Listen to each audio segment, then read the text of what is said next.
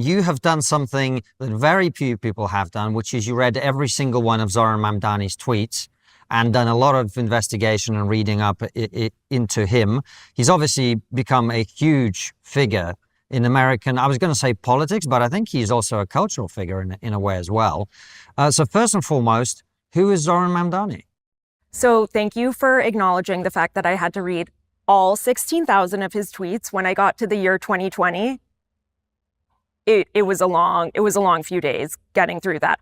But Zohran Mamdani, so where to begin? He is the Democratic nominee, and by all measures is the Democratic nominee to become the next mayor of New York City. And by all measures, he could be the future of the Democratic Party. So he's a real force of nature. Only a year ago, I don't even know if most of his constituents knew his name, but now certainly almost anyone you ask in New York City not only has heard of Zohran Mamdani, but the second you ask about him, they're smiling. They love this guy. His favorability rating is through the roof. And why does he matter? Well, he is a socialist. Now he's walked that back. He's a democratic socialist, but I went through all the tweets and I feel safe saying he's a socialist. And he has reformed the Democratic Party in his image in a lot of ways. So what did you find in the tweets? Well, he is no fan of capitalism. In fact, an exact quote is, "Capitalism is theft." A huge pet issue of his was being pro-prostitution. He felt like this was an issue of safety for migrants, for trans New Yorkers. So, I think the best way to think about who is Zohran Mamdani and what does he support is picture the most fervent Columbia protester. That was the anti-Israel encampment that was at Columbia University, which is an Ivy League. Don't mean to brag, but I spent about a week there. Just joking, that's not bragging at all. It was not that great of a time. But just picture what they believe. That is likely what Zohran believes too. He comes at politics from an extremely academic place. So any of these... Academic or activist? Both. Right. Both. But his father is a professor at Columbia University who specializes in colonization and decolonization studies. And so this is a guy who is steeped in academic leftist ideology. I mean, look, some of the things you're talking about, there's quite a lot of people in the Democratic Party who think capitalism is theft. There's quite a lot of people in this country who are pro-Palestine or anti-Israel, whichever way you want to frame it. The thing that I saw in the article that you wrote that I think is the most staggering is that he repeatedly said that he wanted to defund the police. Right. And this is not an exaggeration. It's not a stretch statement. Yeah. He literally said Verbatim. over and over, we need to defund the police. And the reason I bring this up is, as mayor of New York, if you believe in defunding the police, or you have said that in the past, now, sure, you are going to walk it back because everyone understands New York needs police. But what that means for a city that's already struggling with crime. Yeah. Like, I don't get it. Right. Well, the crime statistics, it's very confusing. A lot of people, they squint at the data right now and they say crime is going down, but there's a sense of disorder, lawlessness. I mean, I recently was the victim of package theft. Thank you for your condolences. So yeah, when you go in the subway, I mean, commonly when I leave my apartment, I'm asked for money 5-7 times. So regarding the police, he has said over and over again, that's those tweets from 2020 I was talking about, that he wants to defund the police. He called them anti-queer, racist, etc. And now he is trying to undo some of that damage, but the damage has already been done because I spoke to police officers who said that they're just going to retire if Zohran is elected, because he said things like that he wants to give disciplinary review and authority to this review board, this disciplinary board, instead of the police commissioner. And a lot of officers feel like, well, you know, I'm already always one second away from a potential lawsuit, because all of these regulations and the body cams and et cetera, et cetera. So officers feel like their job could not only be more dangerous because they feel like Mamdani could potentially stoke anti-police sentiment, but that, you know, they sincerely worry about ending up in prison, because they feel like if Zohran becomes the mayor, he's just not going to have their back. I think it's really important that we've touched on some very interesting things, but one thing that I really want to know is, who is Zohran Mamdani? Like I said, we've touched on it a little bit, but I really want to delve into this. And how has he come to this position of prominence? Like, I follow American politics pretty closely. Right. I wouldn't pretend that I'm an expert or that I live here or any of those things, but I follow it pretty closely. And yet this guy has come from left field, and all of a sudden everyone went to me, oh, do you know who the next mayor of New York is going to be? And they went, Zohran Mamdani. I'm like, I've never heard of it. What about Eric Adams? What about the, Cuomo, who I've heard of? What about the other candidates? So let's talk about that, because I think that's very important so that people get an understanding of who this individual is. Absolutely.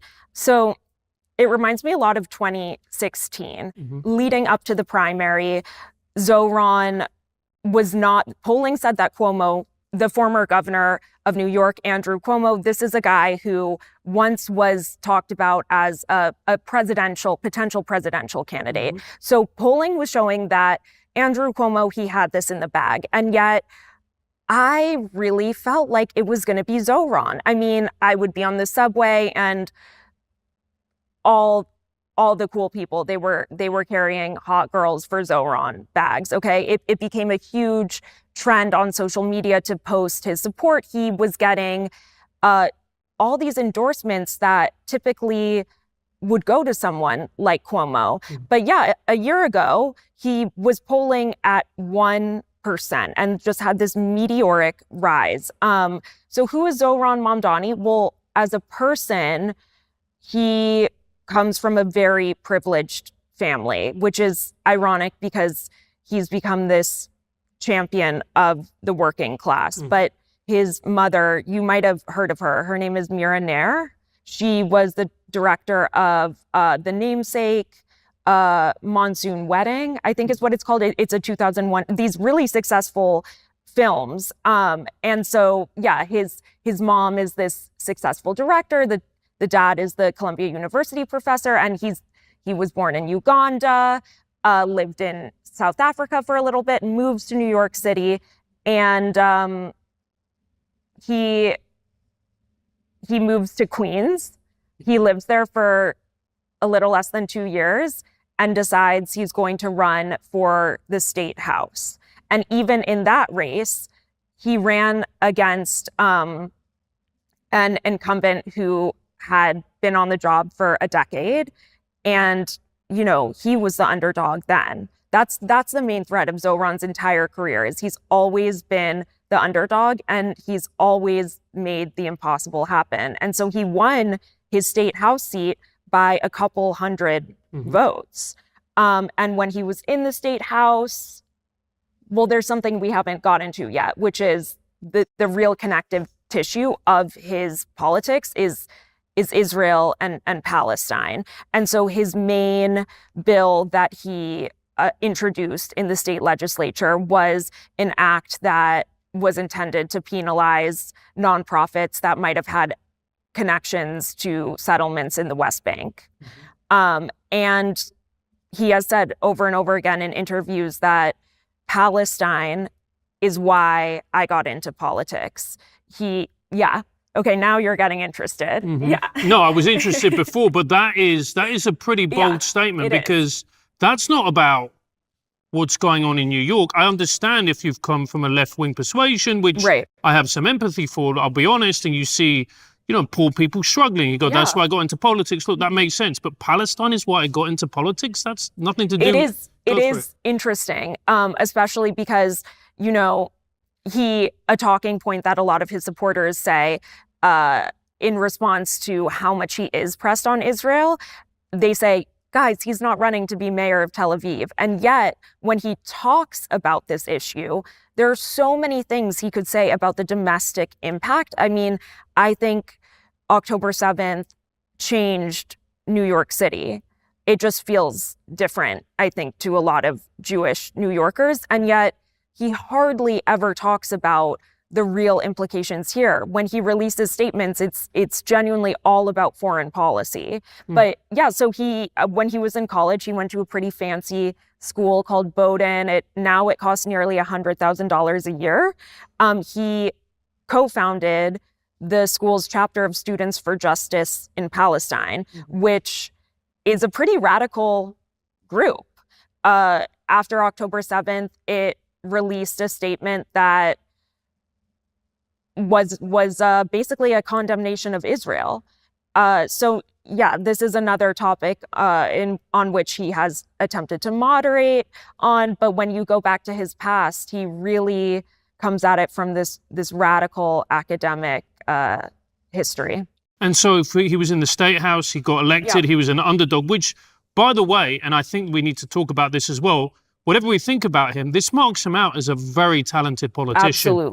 Absolutely. Yeah, I saw a clip recently. I mean, as we've said, I read all of his tweets. I have gone so deep on this man's life. I have a spreadsheet of people whose doors I aspire to knock on in Uganda, where he was born. And he has made me laugh. He's made me think. Like, I saw an amazing clip of him recently where there was this heckler who he literally, I know that guy too. He goes to every Zohran event and just yells at him. He was yelling at Zohran. He was yelling, communist, you're a communist. Zohran was getting on a city bike, which is like the New York City, not free, but it's a cheap bike service. And he was getting on a city bike and this guy's yelling communist, and Zohran turns and he's like, it's pronounced cyclist.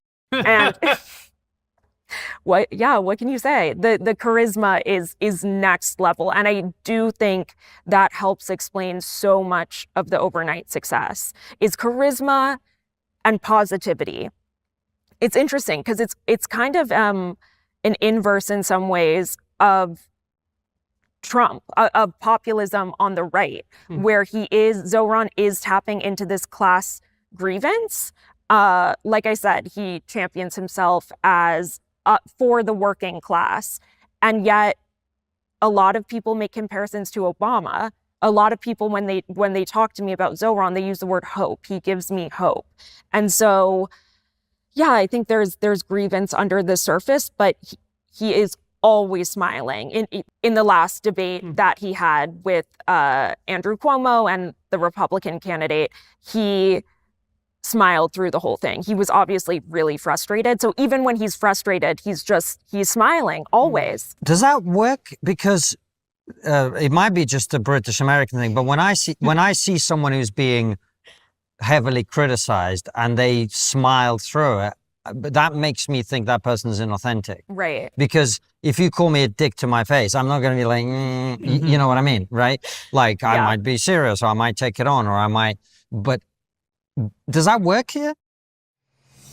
You, the TRIGGERnometry audience, understand how vital free speech is. That's why we're proud to reintroduce you to our long-standing partners, Give, Send, Go. We caught up with their founders at Jordan Peterson's Alliance for Responsible Citizenship conference this year, and it was clear they are not just running a crowdfunding site, they're defending a principle. Take one of the most powerful examples, Daniel Penny. He stepped in during a dangerous subway incident in New York and was later charged with homicide. His Give, Send, Go campaign raised $3 million, allowing him to mount a strong legal defense as his case moves through the courts. That case made headlines, but the bigger story was this. While other platforms shut campaigns like his down, Give, Send, Go stood firm. So if you want to support causes that matter or raise funds yourself, whether it's for free speech, helping a friend in need, or disaster relief, visit GiveSendGo.com and use the code TRIGGER for a special 2.5% processing rate. That's GiveSendGo.com, the platform that doesn't just talk about free speech, it protects it. It's hard to say. I will say in that debate, it was getting really, it was a smile, but it was getting really intense. So, but I think that cracks are already starting to show. Like on the topic of Israel, he often uses the talking point that I want to be the mayor of New York City for all New Yorkers, even those who disagree with me on the topic of Israel. But, you know, when he's pressed on it, he kind of can't really answer, well, how are you going to protect Jewish New Yorkers against anti-Semitism if you're convinced that anti-Zionism is not anti-Semitism, like in most, or if not all instances. So I think if he is elected mayor, I think the thing about Zohran is he's an excellent campaigner.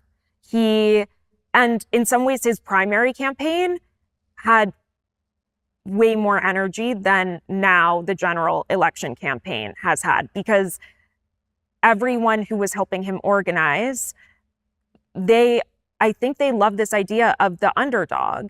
And so we'll see if he's elected, if he is able to, I think the frustration is going to come through, because he's going to have to build a moderate coalition, and already this activist wing that has really supported him. There's this organization, the Democratic Socialists of America, which is becoming an increasingly important force in American politics. I think they're probably going to butt heads eventually. But is the smile working? I think so far, yeah.